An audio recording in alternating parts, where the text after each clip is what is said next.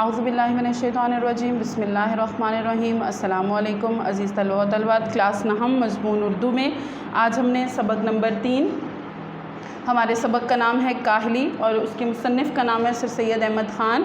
ہم نے اس سبق کی مشق کر لی ہیں۔ پچھلے لیکچر میں ہم نے کاہلی سبق بھی پڑھا اور ان کے مصنف کے بارے میں بھی پڑھا۔ آج ہم نے اس کی مشق کرنی ہے، تو آئیے چلتے ہیں ہم سبق کی مشق کی طرف۔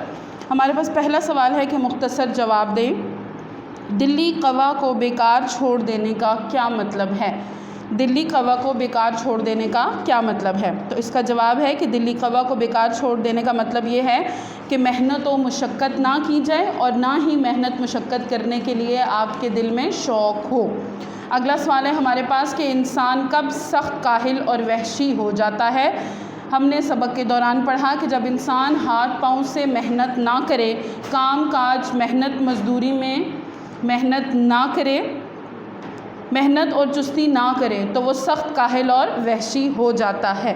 اگلا سوال ہے ہمارے پاس کہ کسی نہ کسی بات کی فکر و کوشش میں مصروف رہنا کیوں لازم ہے؟ اس کا جواب ہے کہ کسی نہ کسی بات میں یا کام میں مصروف رہنا اس لیے ضروری ہے کیونکہ انسان جسمانی باتوں میں مشغول ہو جاتا ہے اور انسانی صفت کو کھو کر پورا حیوان بن جاتا ہے۔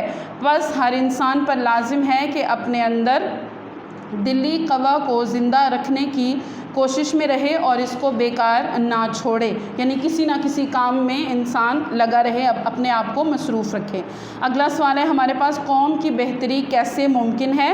تو اس کا جواب ہے کہ قوم کی بہتری اسی طرح ممکن ہے کہ پوری قوم کام میں مشغول رہے، محنت و مزدوری کرے، کیونکہ محنت میں عظمت ہے اور جو قومیں محنت کرتی رہتی ہیں ان کے قدم بہتری کی طرف بڑھتے رہتے ہیں۔ سوال نمبر 2 ہے آپ کے پاس کہ سبق کاہلی کے متن کو مد نظر رکھ کر درست جواب کی نشاندہی کرنی ہے۔ آپ کو 4 آپشنز دیے گئے ہیں، ان میں سے ایک درست ہے، جو درست ہے آپ نے اس کے اوپر ٹک لگانا ہے۔ یہ کوسچن آپ نے خود کرنا ہے۔ اگلا سوال نمبر 3 ہے آپ کے پاس کہ موضوع الفاظ سے آپ نے خالی جگہیں پر کرنی ہے۔ پورا سبق پڑھا، اس کے دوران اب کیا ہے کہ 3 لفظ بھی دیے گئے ہیں، اس میں سے جو درست ہے آپ نے وہ ادھر لگانا ہے۔ یہ کوسچن بھی آپ نے خود کرنا ہے۔ اگلا کوسچن ہے ہمارے پاس کہ درج ذیل الفاظ کے متضاد لکھنے ہیں، یعنی الفاظ جو آپ کو دیے گئے ہیں ان کے الٹ لکھنے ہیں۔ جیسے آپ کو لفظ دیا گیا ہے عارضی، تو اس کا متضاد ہوگا مستقل۔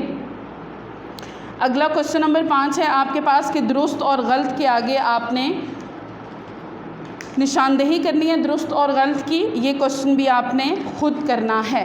آج ہماری سبق نمبر 3 کی جو مشق ہے کاہلی سبق کی، یہ مکمل ہو گئی۔ کل انشاءاللہ کل کے لیکچر میں ہم اپنا نیا سبق شروع کریں گے جو کہ ہیں شاعروں کے لطیفے۔ کل تک کے لیے اللہ حافظ۔